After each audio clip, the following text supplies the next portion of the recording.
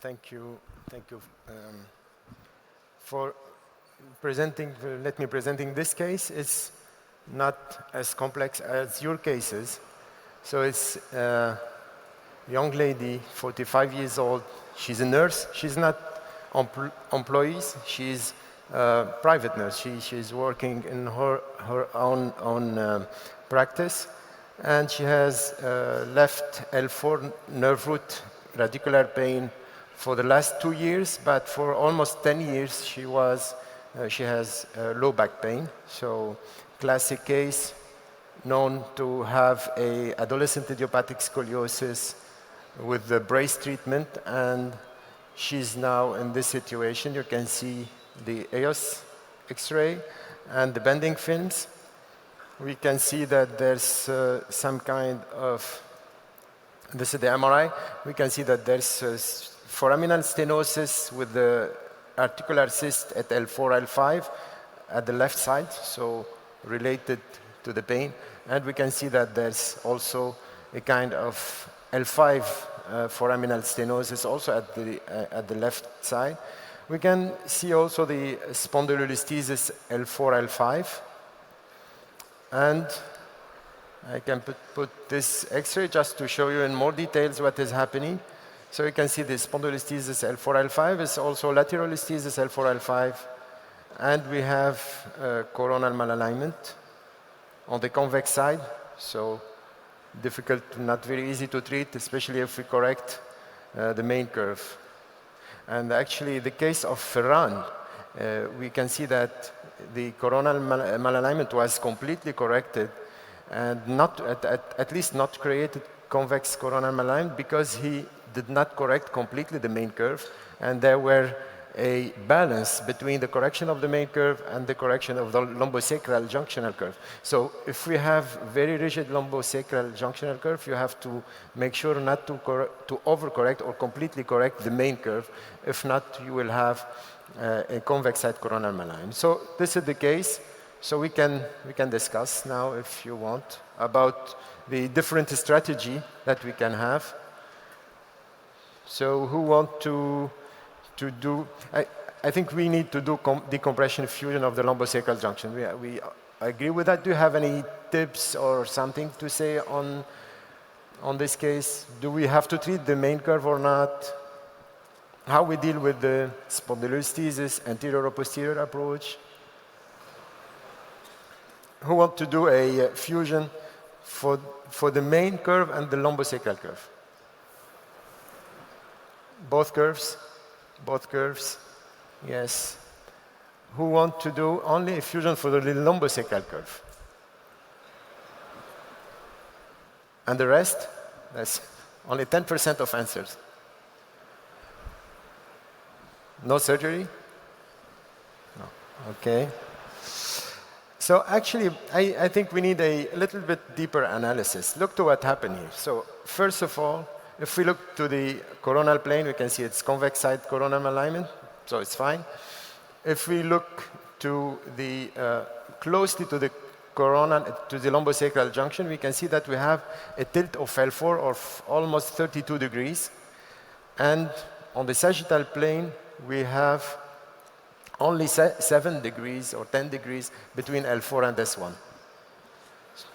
Would that change your analysis, or do you think that we should treat not only decompression things, so not only the nerve root decompression, but we have to correct this, and why? Do you have, or we can just do decompression fusion in situ without any changes?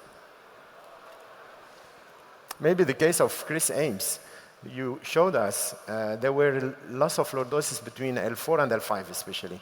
Maybe it is one of the causes of the S1 fracture, maybe, because of these low distal lumbar lordosis. So what do you think about how we deal with it?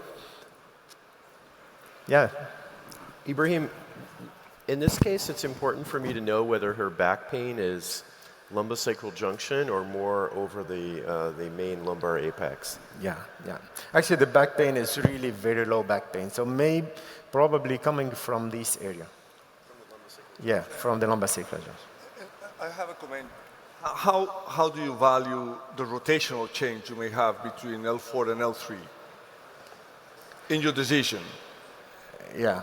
This is, you see an L3 which is rotated, and you see an L4 which is facing you with no rotation. Yeah.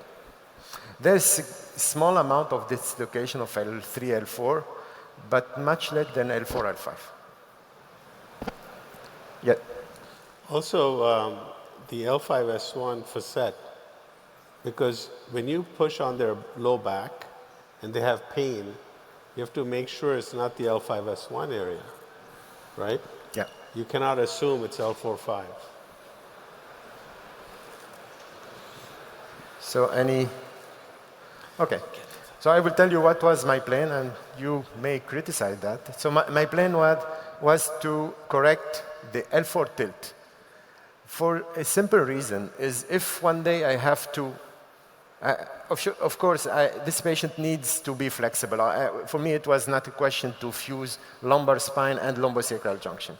But in case if we need to do surgery in the future for the lumbar curve, I wanted that L4 vertebra be as straight as possible. And for me, this is really important. And second point is, I want also to correct the lumbosacral lordosis between L4 and S1. And I think if it is the main message from this case, for me on the sagittal plane, is even if we don't have any coronal plane, even in degenerative spondy, like Chris' case, we should correct the lumbosacral lordosis. If not, we will finish with a flat L4-S1 segment, early degeneration of the upper segment, maybe S1 fracture that he showed us, and we may have to deal with more complex situation. So what I did in this case, it was L4-S1 by Wiltse approach, putting asymmetric cages on L4, L5, and L5-S1. So all the cages from one side, you can see them that they are a little bit lateral. We can see that I'm not on the midline. And we can see the correction on the coronal plane. L4 became almost horizontal, and which is interesting in this case. We can see that we have even a correction of the main curve. So we correct the lumbosacral curve, and indirectly, we correct the main curve. Usually, we are used, especially in adolescent idiopathic scoliosis, to correct the main curve and to obtain a spontaneous correction of the non-structural curve. But in this situation, it's the contrary. So we correct the lumbosacral fractional curve, and we have a spontaneous correction, almost 20 degrees less of the main curve. And if we look to the sagittal plane, and this is really very important in my opinion, is we restore completely the L4-S1 lordosis. Yes? If you go back, and this one is good, but the previous one, you see that the patient is still towards convexity. Yes. And now go to the next. And you see that L4 is horizontal, but if you look to the obliquity of the L3 lower end plate, Yes. Yeah. so it's still quite similar to pre-op, and this is also related to the convex coronal decompensation. Exactly. And I think, well, was my comment. I mean, yeah. So we can see that the correction, of course, it was not complete. We have a partial correction of the coronal plane, the coronal alignment. But the idea here is if we need to go up, we have to be careful. And the correction of L3, L4 obliquity will improve even more the coronal plane. So for instance, we still add that correction. And you can see the sagittal plane here. So the take-home messages. So for any degenerative spinal disease, I think the correction of the sagittal segment, the correction of the short fuse segment on the sagittal plane is mandatory. So if we want to fuse one or two segments, we should take into consideration the sagittal alignment. In scoliosis cases, decompression and fusion may be an option, and this is one of the examples. So we are not obliged all the time to do a long fusion in scoliosis. Always think about the next step.